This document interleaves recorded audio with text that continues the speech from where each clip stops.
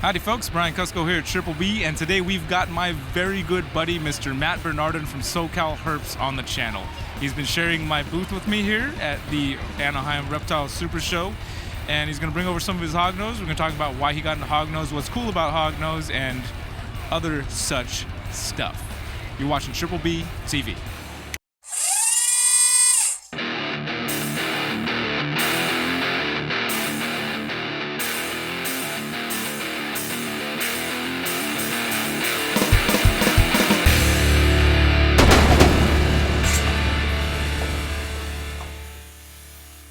Mr. Bernardin. Mr. Cusco, sir. What brings you to the Reptile Super Show this fine day? Oh, well, I'm here helping out my good friend. Who's that? Not you. Oh. No. Duran? Yeah, I like that guy. He has a good name. It is a good name. It's a good name. We decided he's not just Ron. You know, you can just be like, he's Duran. He's Duran, but I kind of want to call him Duran, or Duran. Nah, don't do that. You shouldn't do that? Copyright infringements? Okay. Copyright infringements. Yeah. All right. But I'm here, hanging out with the Super Show, hanging out with you, having a good time. Yeah. That's what we're all about. Yeah. The best family in the world, right? Yeah. Yeah. Absolutely. Let's do it. I think you know me more than most people, I think, at this point. Well, we've had a lot of whiskey together, so I think I know you in and out. And gross. We just go to In-N-Out. Well, after lots of whiskey. I think that was kind of the pun. Oh, yeah, you're just talking Thank about the restaurant. I get it. You got it now. Oh, yeah. You're getting the jokes. I'm a little slow at this point. This is the second day of the Super Show. We've also had very little sleep, too. Yeah, it's never enough. Even when, I highly planned to get sleep. Oh, yeah. And I got some. You got some. But for some, dude, we didn't have to be here till 9:30 at the very earliest. They wouldn't have let us in before 9:30. So, theoretically, I wouldn't have had to wake up any earlier than, say, 8:30. Yeah. For some reason, I'm up at 7. Planned it out. Why wake up early when you don't need to and just, can't go back to sleep? I don't understand. Well, I'm excited. There it is. It's the excitement. Reptile Super Show. Don't you feel it? I feel it. It's big. It's big. It's huge. I can barely contain it within my pantalone. How does it feel to be sharing? You've ended this show before with your own table. I have. Now you've had to share a space. How would you recommend to people as far as vending at a table, sharing a table versus not sharing a table? Pros and cons. Okay. Honestly speaking, I would appreciate nothing less. I think you should vend a show with somebody. If you're going to do it with somebody else, do it with somebody that you're truly friends with, because it's just better that way. There's no competition between other vendors. I mean, another thing is, I breed hognoses, you breed ball pythons. There's not that clash of where someone's going to be looking at a ball python from your side and then going on my side looking at another ball python of the same genus. It can create a little bit of competition. That can create a little bit of turmoil inside your own booth. And I mean, I don't know, how would you rate it right now? I think this would be your first time vending with somebody else too, maybe of different. Yeah, I think so. Somebody gave me a table at their booth one time. Well, Jeff and Cindy Leverett over at Reptile Mania. But it was like we still had our own separate booths. It was just they had a table and I kind of made it into my own booth space. It wasn't like we're actually sharing the booth. So yeah, definitely my first time doing it like this. And I agree. Well, obviously you wouldn't just do it with anybody. I don't think anybody would just I don't know, you want to just share a booth? Yeah. Let's split the cost and just ruin the rest of our show. But yeah, it's helpful for me, to have somebody else that knows about snakes and knows about the hobby. Oh, definitely. To have somebody you got to go pee or something simple like that, Right. I've had my folks help me out plenty of times behind the booth. My mom's been here for several times, and she's great with working with people and talking to people, but just to have somebody that actually knows the inner workings of the hobby like we do, to be there to back up and, if you got to take a quick break out, for sure. Exactly. No, it's helpful to have somebody else who has the same kind of knowledge. Maybe I'm misguided here, but I feel like you're somehow under the radar with hognose snakes. You're doing more with hognose, you're kind of on the cutting edge of Western Hognose snakes. Am I right about that? I would say so. I mean, I don't really advertise as much as I should. That's my fault, and I got to get better at that. But I do have a kind of a wide variety of hognoses, and I'm getting really specialized in, certain patterns and morphs. Yeah. That Yeah, it's fairly common right now, and some that aren't so common. I brought a few of them over that aren't so common. Let's see what you got at the table. Let's start off with this one. And I know nothing about hognoses. No. Okay. When it comes to hognose morphs, I know nothing. Okay. I just said morphs. You did say morphs. So this is a super Arctic hognose. If you could get it to harness its inner ball python. Stay. Oh, it would. I think it almost worked until you touched it. Oh, that's a cool shot. Wow. So you can say again? So this is a super Arctic hognose. Super Arctic. So this was founded by JMG Reptiles, Jeff Jr. This came across in his Lemon Ghost line by accident.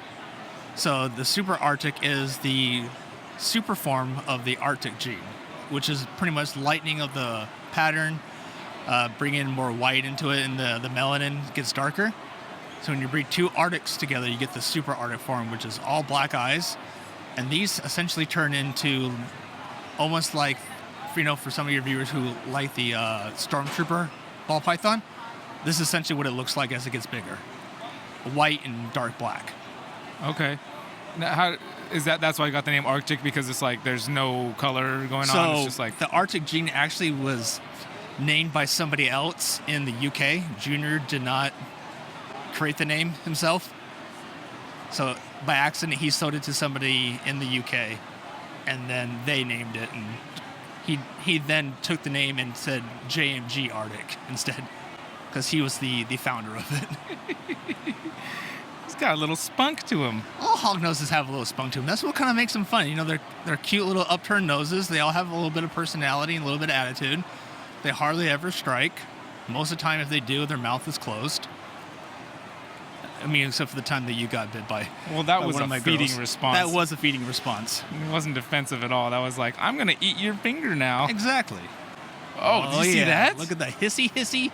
So much attitude.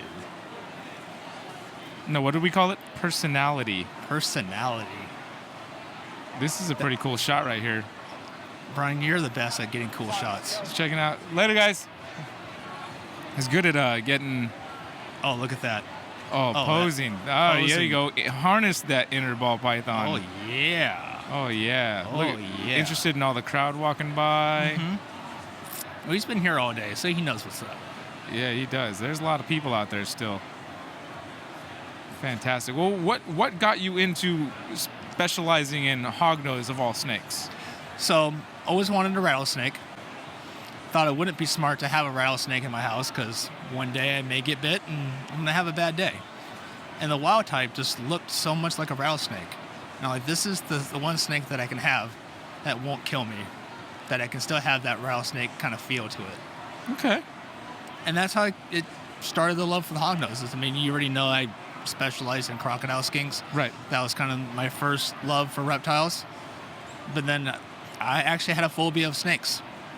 And the hognose was my first snake. No kidding. Yeah. I did not want to touch snakes. Didn't want to have them around me. But was still fascinated by, it had a love for rattlesnakes. Appreciated them. Never wanted to hurt them or kill them. But I respected them. You know what fascinates me is how people go from like never wanting to touch a snake or like having a complete phobia of snakes to going like full-blown opposite. Like, I'm willing to work with them and make more of them. Funny thing is, I was actually scared of dogs too. Didn't like dogs. I was kind of that, that kid that would go over to a family who had a dog and ask them to put it away when I came over. Oh, that was one of those. Kids. I was one of those kids. Yeah, special needs. Put everything away. Matt's coming over. It's cool.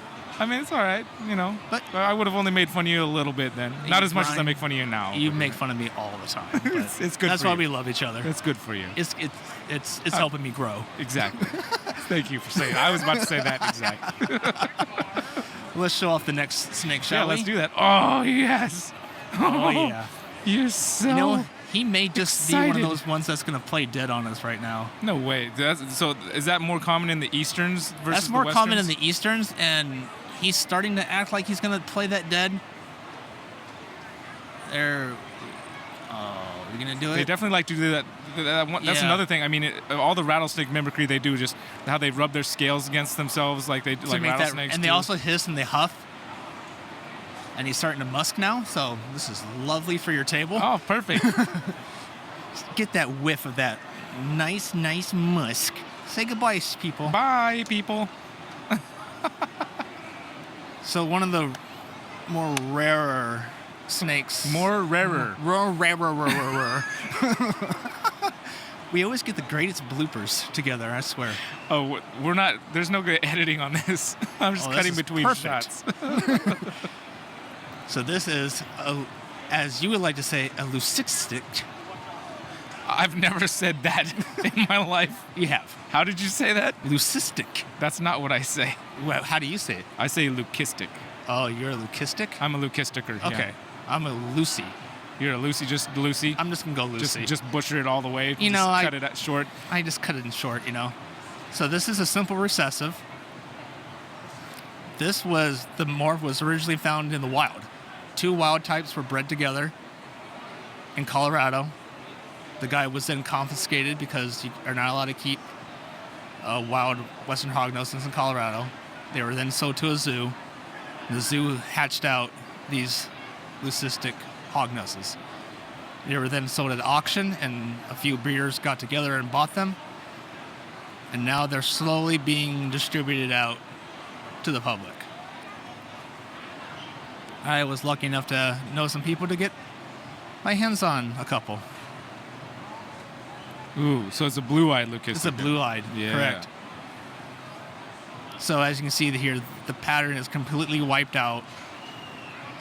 Almost looks like translucent. Translucent, exactly.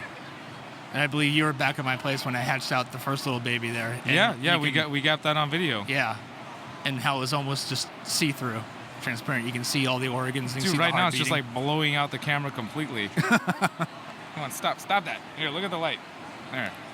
There we go. Nope. No. That's what I get for trying to use a phone. No, this is looking better. Is it? Oh, yeah. Oh, there we go. Oh, there we go. Now we're getting some action-paction. You know, there's of all the snakes on the planet, I mean, hognose, with that little upturn, they just, really do take the cake as most adorable. I mean, you have one of my little girls at home. What would you have ball pythons and you have a hognose. So tell me She has a very strong feeding response. She does. Extremely amazing feeder. Every time I open that thing, she just comes out mouth open. Right. Ready to go. And even so with the ball python, where I would just, touch them on the head or something, they're like, oh, just kidding, I didn't mean it. Mm-hmm. I'll pick her up sometimes, and she'll still be like while she's handled, just like, exactly. I am hungry. And that is a pro against the ball python. You can go both on that. You can go pro or con with that, because you still got a snake trying to eat you when you're handling it. Or, on the other hand, you got a snake that's ready to eat even though you've touched it. Where with a ball python, if I accidentally touch it in the face with the rat when I'm trying to feed, right. It's like, no more. No, just leave me alone. I don't want to eat I don't want to eat anymore. This is scary. Yeah. So it's a pro and a con in the same exact spot. I swear, when hognoses get hungry, they just don't think. It's like their minds turn off. It's almost like retic level status. It's almost like retic level status. Yeah. Yeah, they're definitely cool. They both, as far as snakes go, they're right both in the running for the cuteness factor too. They have the cuteness factor up there. They have the handability. Once they get a little bit older and they get that feeding response kind of calmed down, they get a little bit more mature. But then they just have that little personality of just, I want to hiss, I want to huff, and I just want to crawl over the table. Just don't let her crawl off the table. That's all I would never do that. And then when they look face on, they're super cute from the side. But then when you look at them face on, so angry, doesn't it? Yeah, like they're just mad at you. Yeah, way more angry from head on. Goes to dragon status. It's like they woke up on the wrong side of the bed. No, you get out of my face. This is not my good side. All right, I think I got the shot. All right. Come back, little guy.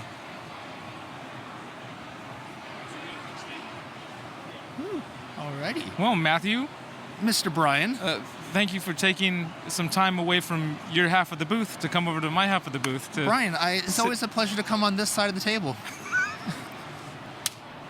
Let's do another one. There we go. Best handshakes in the world. Thanks, bro. I love you, man. Love you too, bro. Good times. Good times. All right. Good job. Freaking nailed that one, dude. Thank you guys for watching. We appreciate it. As with all of our guests tonight, as this episode has aired, we are going to go into a Zoom call and do a Q&A with Matt.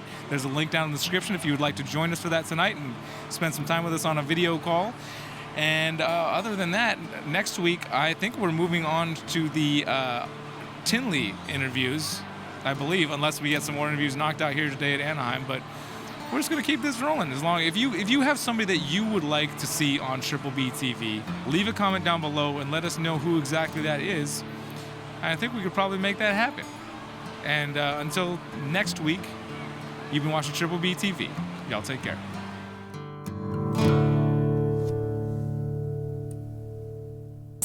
What on earth is going on out there in the world?